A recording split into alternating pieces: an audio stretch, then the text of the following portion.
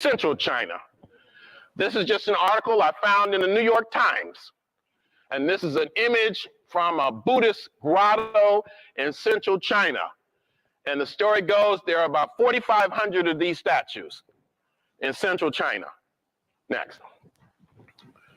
This is from Japan, and this doesn't look Africoid to me, but it's painted black, and that's a start. This is of the figure called Bodhidharma.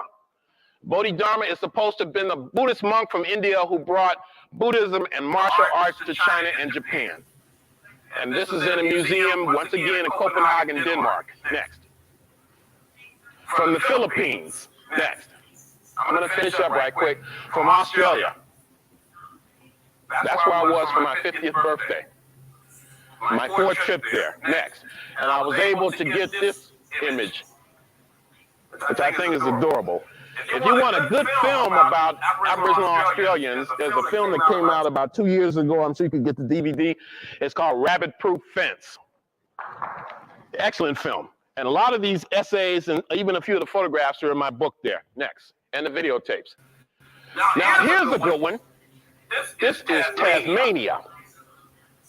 Perhaps you've heard of Tasmania. I went to Tasmania. I've always referred to Tasmania as the ghost land because most of our people were killed off there, Tasmanian Aborigines. And this is what it actually looks like. It's a beautiful place. Next. And here's another image. It looks almost otherworldly. It looks tropical, but it snows. It gets really, really cold. And when I was going through these forests, I tell you no lie, I felt like I could look out of the corner of my eye and see one of the Tasmanian Aboriginals like hiding behind a tree. It was a strong sense that I had that they were around me and they were checking me out. Next. Now this is an image of us. Okay, guys, so I'm just showing you these clips from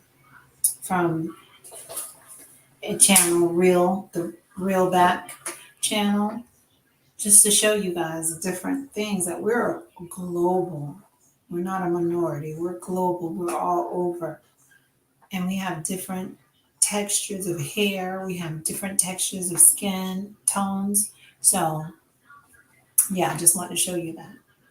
I don't know what makes my skin tone opposed to someone else's skin tone a threat to others, but it does. And people don't like when you start talking about colorism and, dark skin, light skin, or long hair, straight hair, short hair, curly, kinky, So, but it's good to talk about it. It's good to have the dialogue on it, but it's how you deliver it. And I think that's how the young man, rapper, Saucy Santana, he just needs to be educated. He needs to be educated. I don't know what type of family he probably came from, probably a good family, but they just didn't educate him enough because it starts in the home, guys. You have to know who you are. You have to teach your children who they are so that they would be confident in who they are and where they come from and whose they are and who they belong to. And that's the Most High. So, you have to do your due diligence to want to know, want to learn, and want to be open and stop downing your fellow brother and sister. So here we go.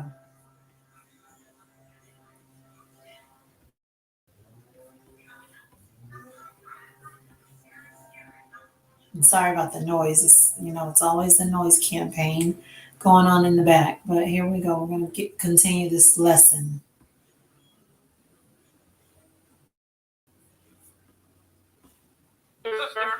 I usually show her a lot, but I show her as an old woman. Her name is Tuganini. These people were cut in half, roasted alive, castrated, skinned alive, boiled in oil, kept in cages, kept as sexual slaves, you name it. The worst atrocities you could imagine was done to these people. And all of the books tell you that all the Tasmanian Aboriginals were wiped out. Well, I found out that wasn't true. That only the full bloods were wiped out, that certain of these black women were kept as sexual slaves by white men who hunted seals. They were British, and they kept them and raped them, and children were produced from those unions. So when I went to Australia, I met with the descendants of those original black people. Once again, a really, really emotional experience. Next. And then this was her husband, who was murdered before her very eyes.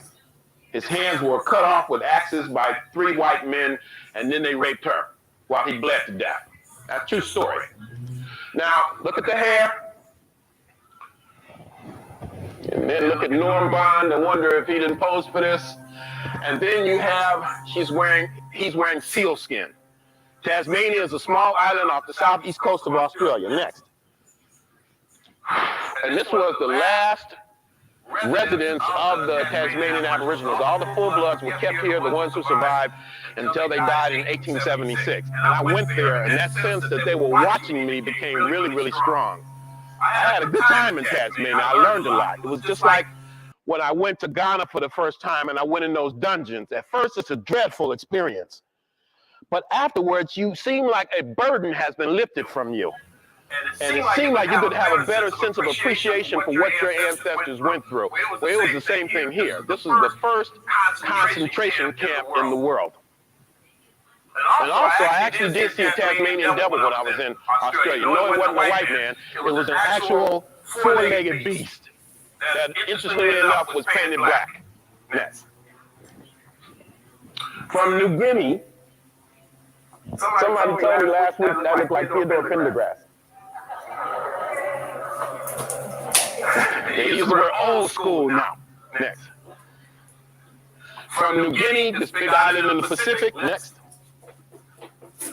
From Fiji. Fiji is one of my favorite places. These people jump up in your face and say, "We come from Africa." Where are you from? And if you say, "I'm from Africa too," you have got a family member for life. You come from Africa? We come from Africa. And then they say, "Have you been to Africa?" I want to go to Fiji. I always want to go to Fiji. Isn't it refreshing to find black folk who are not ashamed of their place of origin in Fiji? Amen. But there are some interesting things happening in Fiji. I've been there a couple times. Let's go to the next one. This is an island chain in the Pacific. And one of the places we were going to, we encountered this little boy. Now, I was the leader of the group. I could do almost anything I wanted to do. And we had to stop at a village. Somebody wanted to use the bathroom. Somebody wanted to stretch their legs. Somebody wanted to smoke a cigarette. Somebody wanted a beer. We were going from one place in Fiji to the other. So all of us got off the bus. And we were all doing our respective chores. And this little boy walked out. And everybody stopped what they were doing to gather around this child. "What's your name? You so cute. Can I take your picture? Here's some money." And then after we left, we got on the bus. Young brother said, "Renoko, Dr. Rashidi something. What kind of message did we just send to those people?" I really had to think about that. Now, I thought consciously that I was drawn to this child because he looked different. Or is that really why I was drawn to the child? Is it that deep in our psyche, we do believe that the lighter you are, the lighter your hair is, the more attractive you are. And we are drawn to people like that because we have been taught to believe that. One of the things that travel does is it causes you to confront yourself. It causes you to look sometimes deep within at values and concepts that you didn't even know you possessed. Next. Next. Now, where do you think this lady is from? North Philly, huh? No? How about anybody else? From New Zealand. These people are called Whanganui Maori. And after I left Tasmania, I went to New Zealand. And these are some of the pictures that I came up with. Now, this woman looks like she could be from any part of the African world, but from New Zealand. And they are the Maori who live on the northern island on the other side of Auckland. Let me show you another one even better than that. Next. How about that? From New Zealand. You know what she reminds me of? Native Americans.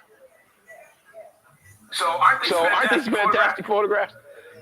They say seeing is believing, and a picture's worth 1,000 words. Next. From Hawaii. Now, the people of New Zealand, the Maori, claim that they come from a place called Hawaika. And they see themselves as Polynesian people. And this is a little girl from Hawaii. And I bought a book as I was leaving Hawaii in November. I spoke at a conference there. And it's from the cover of a book called And Then There Were None. Because most of the original Hawaiians have been killed too. Next.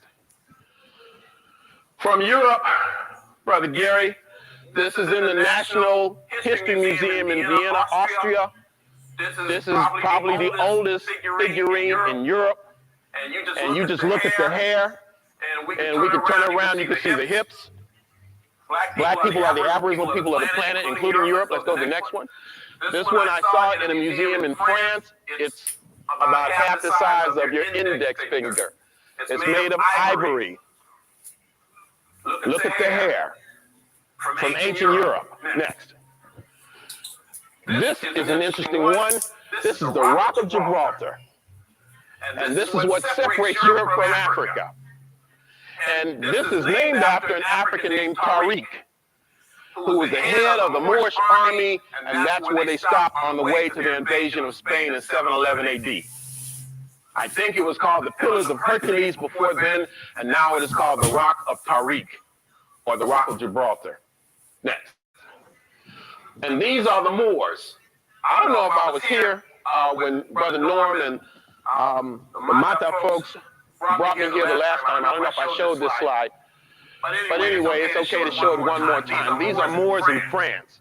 The Moors introduced, my understanding, algebra, apples and oranges, and the concept of hygiene into Europe. White people at that time in Spain, white Spanish Christians, seemed to believe that it was a sin to take a bath, that bathing was a form of vanity. And some of these folk prided themselves that they never bathed in their entire lives. Okay.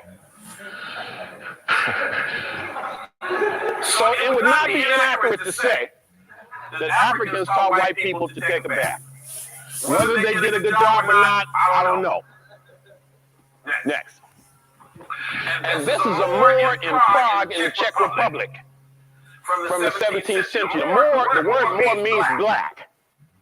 The Moors are described as black as pitch, black as a raven, black as a crow, black as ink, nothing white about them but their teeth. And after Spain and Portugal, they dispersed over much of Europe, and some people say, and I'm sure they're correct, that many of them even came to America before Columbus. Now, this is from a book that I purchased in Prague in the Czech Republic. I went to Austria, and I had a free day. I could either go to Hungary or the Czech Republic. And I went to the Czech Republic, I went to Prague, and I didn't like it. First of all, it wasn't a place for an African to be. I think it was Muda Baruka said, it's not good to stay in a white man's country too long. It was a white country. Few Senegalese there trying to make a living. But it was not a comfortable place. People were not friendly. Now, in order to get there, you had to exchange a little money, $20, $25, and I had this money in my pocket, and I couldn't find anything to spend it on, so I bought a little book. And there were 6 people who left Vienna and went on this trip. I was the only brother. And there was a little Jewish lady in the car who never stopped talking, going or coming. When I put my headphones on, she was still talking. I could see her lips moving like that. So she said, "What do you got there?" And I said, "Well, I bought this book." "What kind of book?" And I said, "It's a book. It's a book on the Czech Republic." "Can I see it?" "Okay." She said, "Well, I didn't buy anything like this." I said, "What you bothering me for?" But I'm trying not to be nasty. And so I said, "Would you like to buy the book?" I don't really want it, but I didn't want to just have this Czech krona. I said, "Okay." So we worked out a price. And so she's getting ready to put the book in her bag, in her purse. I said, "But before you do it, let me just thumb through it." And I found this photograph and another one. And I said, "Well, I'm sorry, but I can't sell you this book." And this is a Moor in chains in the Czech Republic in the 17th century. Next. Here you have, this is an interesting one. This is a man named Ibrahim Hannibal, or Abraham Hannibal. He is an African who ends up in Europe at the beginning of the 17th century. He is given as a gift to the Tsar or Kaiser or Emperor of Russia, Peter I, who takes a liking towards this child. I would like to think it was innocent. He sends the precocious little boy, he sends the child to France for an education, and he becomes a general in the Russian army. Now, apparently he knew he was going to have a military career, because next, he adopted as his emblem, go to the next slide, an African elephant. Now, Peter gave him the name Petrovich, or son of Peter, which was the Russian tradition. But he took the name Hannibal, the most illustrious African military figure he could identify with. Now, that's got to be an African consciousness there. That was all the things he could have picked. He picked an African elephant and took the name Hannibal. Next. This is one of his children. Next. But the most famous of his ancestors or his descendants is Alexander Sergeyevich Pushkin, who became the father of Russian literature, who bragged about his African ancestry. He was always talking about his great-granddaddy. And he prided himself on that, on his African identity. He had a vocabulary of 20,000 words. He is the Russian equivalent to Shakespeare. Next. And then you see, in his study is an image of a black man breaking the chains of slavery 200 years ago. He was anti-slavery. He was pro-African. Imagine that, the consciousness that these brothers must have had. You get my point? Next. This is a statue of Pushkin. Next, black. And this is another statue of him in the city of, I think, St. Petersburg. He's called the Russian Atom, the Russian Springtime. Next. Here's an interesting one also from Russia. This is St. George and the Dragon. Now, when I was in England, people told me, you know St. George was black, right? I said, sure. Send me a picture. And they sent me a picture. Now, I don't know. You see the dragon down there? You heard of St. George and the Dragon? There's the dragon. Now, I don't know if St. George is black or not, but I do know that the artist didn't have any problem painting that horse white. If he was trying, I mean, he didn't have a problem with the concept of the color white. And it seems to me he could have painted St. George the same way. Next. I thought you all would have thought that was humorous, but you did not. This is Ira Aldridge, the African-American Shakespearean actor who spent time in Russia. Next. This is too late to laugh now. This is from the Capitolini Museum in Italy, in Rome. You have a black fertility figure that's there before the people call it Romans. Next. I'm trying to hurry up. This is the Black Virgin of Paris. This is an image of a black Madonna in a church, a small church behind a big cathedral on the outskirts of Paris. I got this the last time I was there. You see Jesus with the little frizzy afro. It's blonde, but it's frizzy. And what she's holding is the national symbol of France. This is called the Black Virgin of Paris, and it's the most important of the Madonna figures in France, at least in Paris. This is another image in that book that the Jewish lady in the Czech Republic wanted to buy. And this is another black Madonna. Next. This is a cameo. I got this one in Austria. Next. This is an image of one of the three wise men. In the European Middle Ages, it was a popular thing to paint the youngest of the three wise men as an African. You can go to New York and go to the Bronx. This is in a museum called the Cloisters Collection, affiliated with the Metropolitan Museum of Art. That's my picture. Next. And here's a close-up. Next. Now, here's an interesting one. This one is also from England, and this brother's name is John Blanc. And this is a painting in the early part of the 16th century. This was the greatest trumpet player in Europe. He was the personal trumpet player of Henry VIII. And he won music awards in Westminster, England in 1511 AD. 500 years ago, you had a brother blowing people away with his trumpet in the UK. Before Miles Davis, before Lee Morgan, before Wynton Marsalis was a twinkle in anybody's eye. And there he is for you to see. Next. This is also in England. This is a black saint. on the side of Westminster Abbey Cathedral. This lady is from Southern Africa. She was martyred for her faith in 1928. And this is a statue of a black saint on the side of Westminster Abbey in England. She looks like Angela Bassett. Next. The Chevalier de Saint George. This is a black composer. This brother is born in Guadeloupe in the Caribbean on Christmas Day, 1745. He is a fencer. You can see the sword in his hand. He is a violinist, a real ladies' man, they tell me. He died broke, I'm sad to say. There's a lesson to be learned from that, possibly. And he is a composer. He is sometimes called the Black Mozart. Next. These are black children in Wales. I always wanted to go to Wales, so I went. And these are black children. This is a postcard I got from like the 1930s in Wales. They're either from Guyana or Jamaica. But you have a lot of folk from the English-speaking Caribbean in that part of the world. Next. And then you have, this is an image I got in a museum, in the Liechtenstein Museum in Vienna, Austria. Next. From Holland. Next. Look at these statues. It looks like these people are alive. These are statues in 19th century Europe. Next. Look at that, sister.